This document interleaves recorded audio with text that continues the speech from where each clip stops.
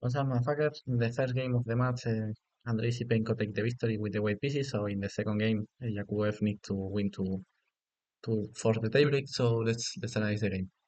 Okay, Yakuev open with knight f3. Esipenko respond with d5, g3. Yakuev go for the fianchetto system, Catalan systems. Knight f6, bishop c2, e6, sword castle, bishop e7. Esipenko play maybe one of the most solid lines against the Catalan, playing like a Queen's Gambit system with d5, e6, knight f6, bishop e7, very solid. c4, sword castle, that's like normal setup.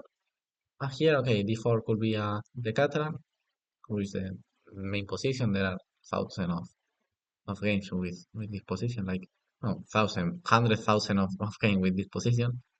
Where the takes c6, the c4 sorry is the main move, c6 is another possibility, but okay, that's the main theory. Instead of that, Nordivek tries to deviate from these main lines with d3, c5, but okay, d3 of course is possible, but he deviates from all of that in a very strange way. Because he play, I think that would be better play maybe d4 and later invent something, but instead of that he played d3.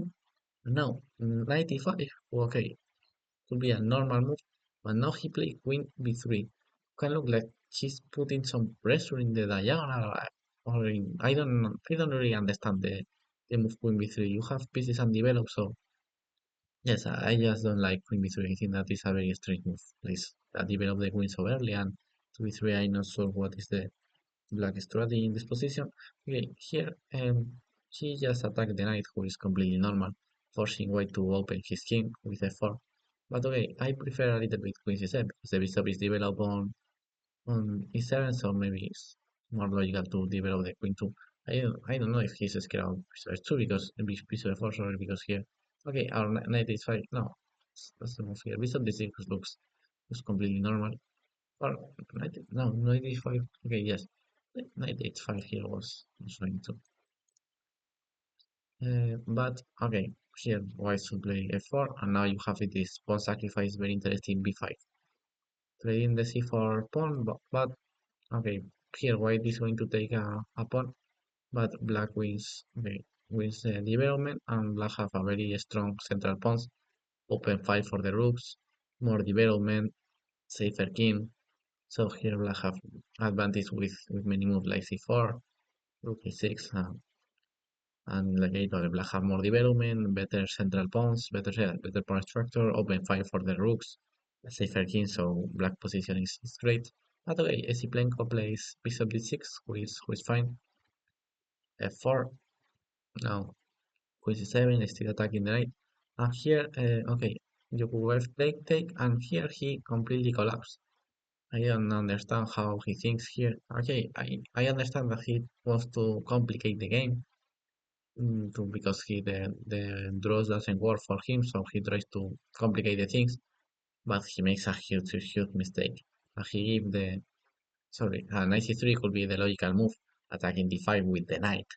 And for example, after knight c6, okay, some pieces are going to be traded, but okay, that's you have no more in this position. Or here d4 is another possibility, but I really like knight c6 to trade more pieces. But okay, d4, okay, this is more or less equal. But he take bishop b5. Who, okay, you want to complicate the game taking a pawn, and of course you know that black is going to have the bishop pair, and especially the light square bishop, which is going to be so important to defend your king. But you are complicating the game in a very bad way. I suppose that he believed that he later can block the light square with e4, but all the time black can break the white pawn structure with a c4. But that's the move bishop takes b5 is a tactical mistake and a positional mistake. First, because he blundered that here black have the very strong move b5. Now coming with bishop b7, and you cannot take the rook because bishop b7, knight c6, and now white is threatening checkmate and bishop b8. So of course, Jaguar blunders b5, and I'm sure that if he watches b5, he's not going to play bishop d5. But the problem for white is that if black plays a normal move like bishop e6 without tactics, just developing the piece, here black is better. Because the light square bishop is so important to defend the white king, and white is still having the queen side undeveloped. But the huge problem is that here b5 is so annoying, and black is just winning I don't know, 12 moves. So huge blunder tactically and positionally. This bishop b5, you are just winning a pawn, but black. You have your kings also exposed. The light square bishop are going to be for black, and the position is just winning for black. Okay, and knight f3 here. Okay, c4 was another possibility, but bishop b7 was fine. Queen Queen f5, and here Esipenko is still developing the pieces. Normal, he have advantage, so he just developed the pieces. But c4 was also strong, open all the light squares. But okay, 97. Here 93 was the best defense, but okay, that's or g6 followed by f5 or c4 is just winning for black. But okay, he plays e4 trying to, I don't know, trying to block the light square, but just c4 is coming to open everything.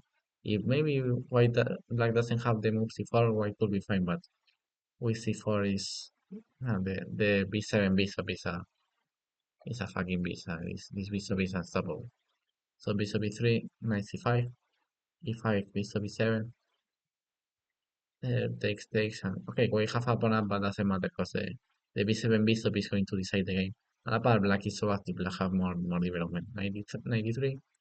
Now Jokovic tries to something in the yes with h4, but he's completely lost.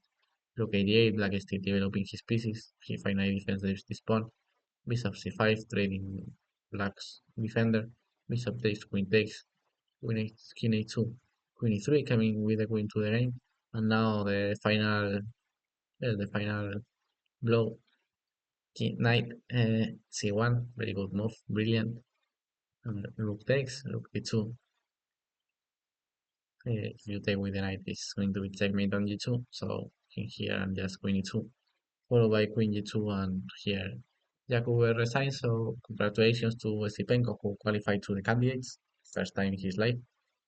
And I hope to see Jakub the next year fighting for qualify to candidate because he made a very good tournament. So okay, only left 1 day of the World Cup, the tie breaks of the final. So let's see what's happening if we is going to win or Shindarov. Bye bye, motherfuckers.